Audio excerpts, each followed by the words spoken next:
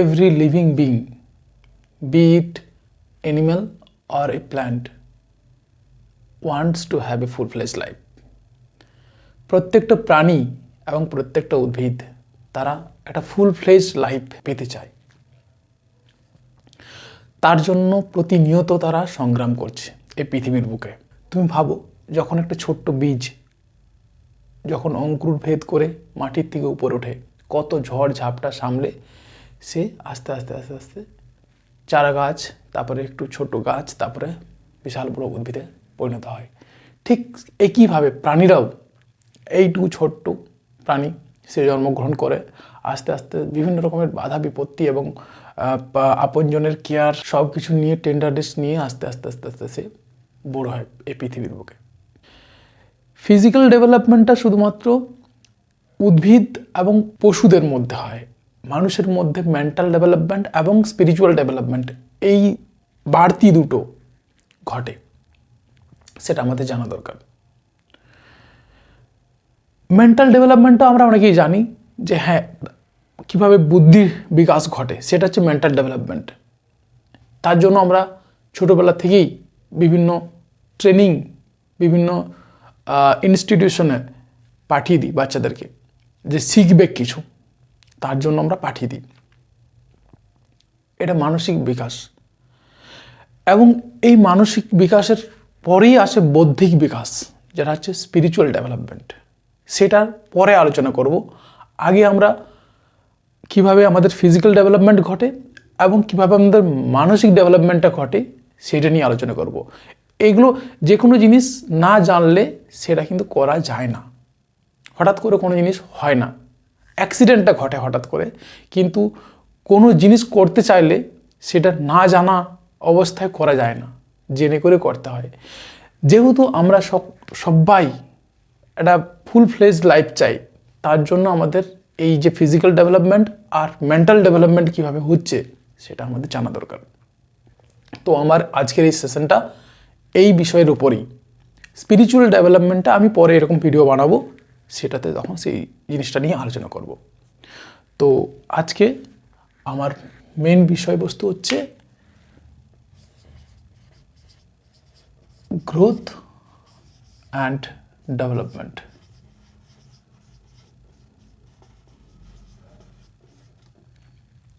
বৃদ্ধি ও বিকাশ।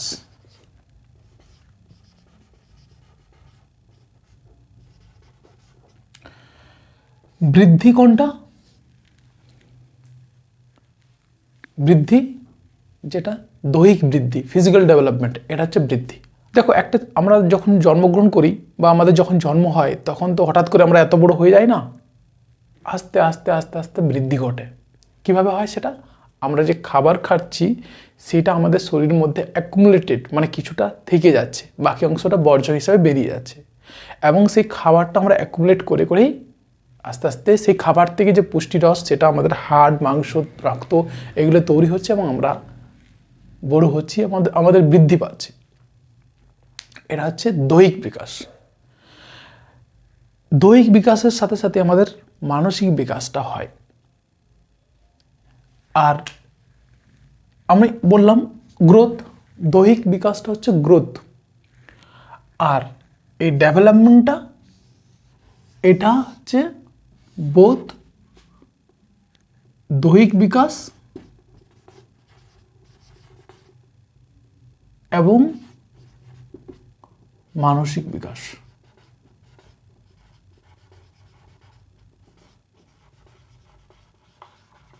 অ্যাকচুয়ালি এটা হচ্ছে সার্বিক বিকাশ। সার্বিক বিকাশকেই ডেভেলপমেন্ট বলা হবে। আমাদের দৈহিক ও মানসিক বিকাশ হচ্ছে ডেভেলপমেন্ট। এটা তো আমরা জেনে গেছি যে খাবারের কারণেই আমরা ভালো খাবার খেলে বা খাবার খেলে আমাদের শারীরিক বিকাশ ঘটবে, এটা তো জেনে গেছি। এরপর আমরা জানবো কিভাবে আমাদের মানসিক বিকাশ বা আমাদের সার্বিক বিকাশ হবে। ঠিক আছে, এরপর আমরা জানবো। দেখো,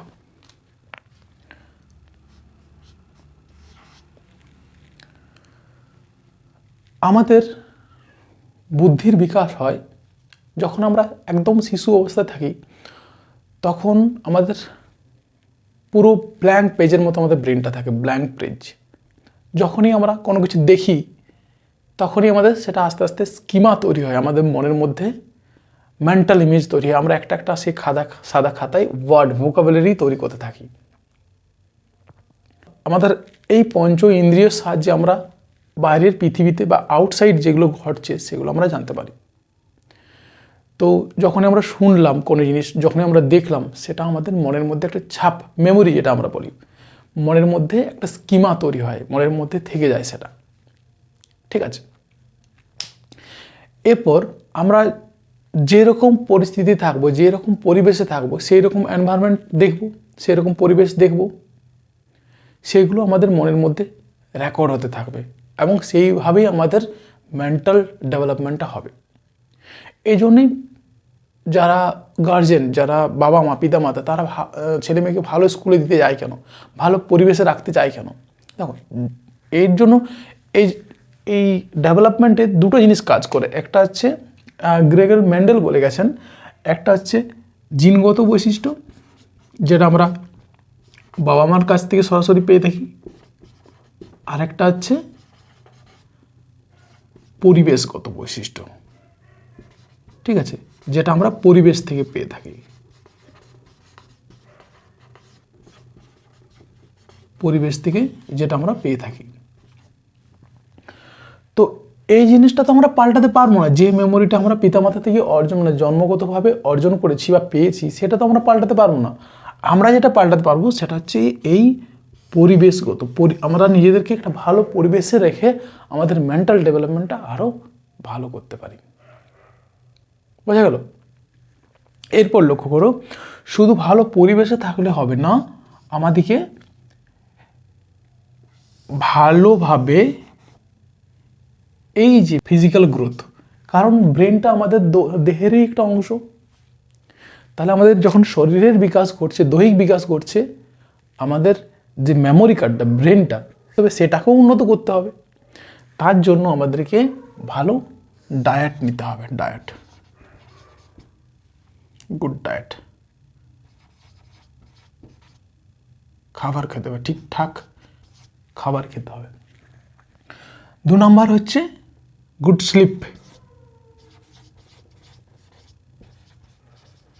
গুড স্লিপ। 3 নম্বরে হচ্ছে, দেখো এটা যেটা বলছি আমি, সেটা গ্রোথ আর ডেভেলপমেন্ট দুটোই।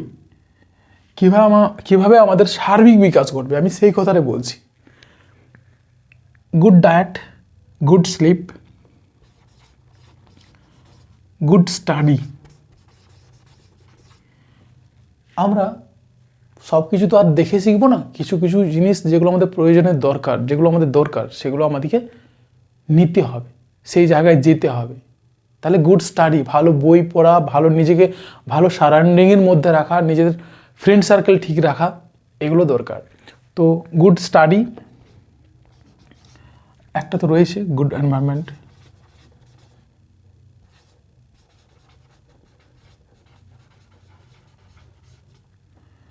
তো এই জিনিসগুলো আমাদেরকে খেয়াল রাখতে হবে, তবেই আমাদের মধ্যে এই সার্বিক বিকাশ, এই জিনিসটা ঘটবে।